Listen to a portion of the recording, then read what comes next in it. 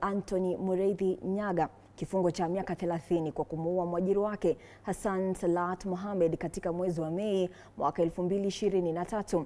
Nyaga aliyekuwa akifanya kazi katika machimbo kabla ya serikali kupiga marufuku shughuli hizo Mandera, alimuua Mohamed kwa kumpiga kichwani na kumzika kaburini kabla ya kutorokea kaunti ya Embu ambako alikamatwa. Jaji John Onyego amebainisha kuwa mshtakiwa hakuonesha majuto na alisaliti imani ya mwajiri wake. Familia ya marehemu ikiongozwa na Abdirizak Salat na Sumaya Hassan ilikaribisha hukumu hiyo, lakini ilitamani kifungo kiwe cha maisha. Wamesema bado wanapitia maumivu makali tangu kifo cha mpendo wao.